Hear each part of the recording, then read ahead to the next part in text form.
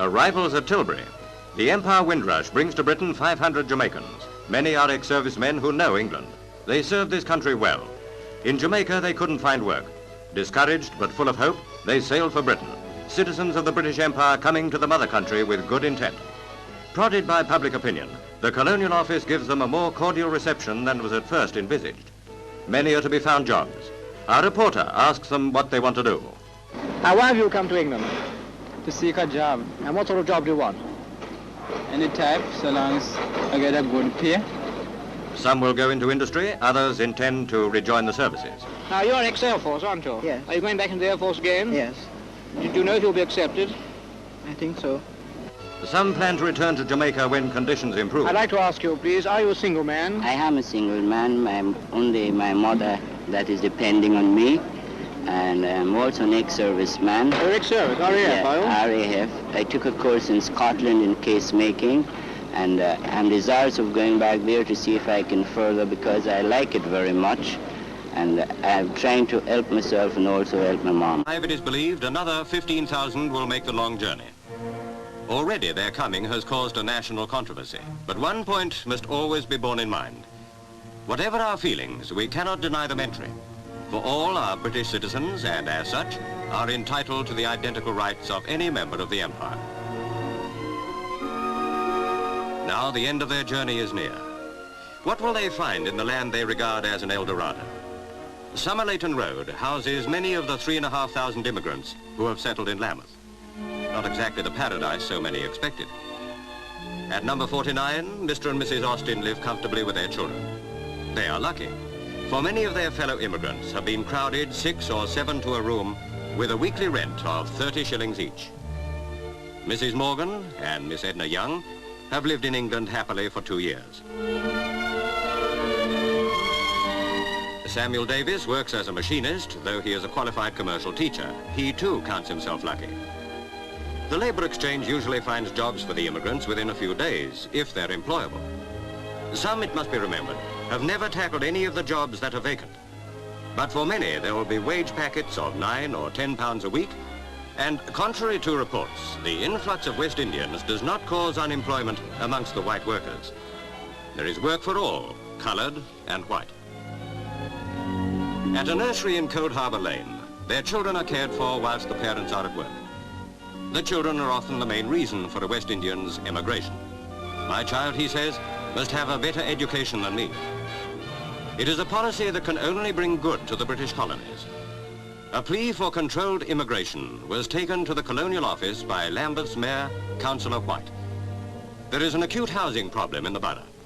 10,000 are on the waiting list, and naturally, a further Jamaican influx is not favoured. When interviewed by our reporter, the Mayor put forward an answer to the problem. First and foremost, of course, is the long-term policy that ultimately will have to be adopted. And that is the development of the West Indies themselves, because that is the only answer to this particular problem. The West Indies, the travel brochures tell one, are gay, sunlit islands, a tourist's paradise. The West Indian who works in the sugar plantations for a few shillings a day thinks differently. True, his music is gay and his homeland sunny, but hundreds of his friends have no work and there is no dole. Many years ago, Lloyd George referred to the islands as the slums of the empire. The ramshackle, overcrowded houses tell why.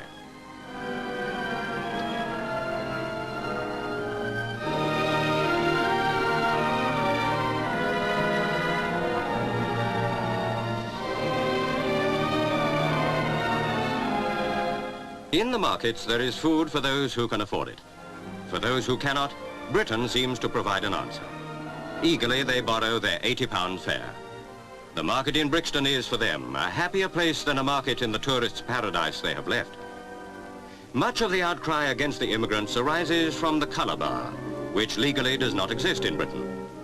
Nevertheless, we accept with little criticism the fact that thousands of white foreigners, including 15,000 former enemies, have made their homes in this country.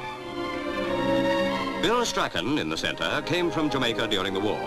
He became an officer in the Royal Air Force and flew as a bomber pilot.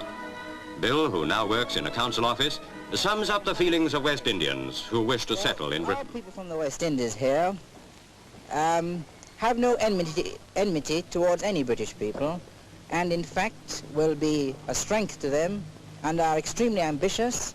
I can assure trade unionists that there'll be no problem with them undercutting trade unionists, and I can assure them that they will help in the cultural life in this country, and every attempt on their part is at social integration and being completely happy and cooperative with the British people.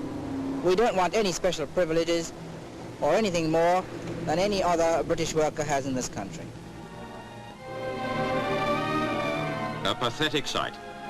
Yet they ask no pity from us, only that we respect that all human beings are born free and equal in dignity and rights. Does the answer to these Britishers' problems lie in Britain or in the West Indies?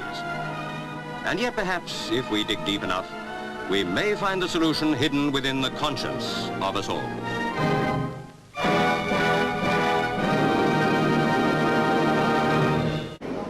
Their spokesman sings his thanks to Britain. Now, may I ask you your name? Lord Kitchener. Lord Kitchener. Now, I'm told that you are really the king of calypso singers. Is that right? Yes, that's Well, now, will you true. sing for us? Right now. Yes. London is the place for me. London, this lovely city. You can go to France or America, India, Asia or Australia, but you must come back to London City. Well, believe me, I am speaking broad-mindedly. I am glad to know my mother country. I've been traveling the countries years ago, but this is the place I wanted to know, darling, London. This is the place for me.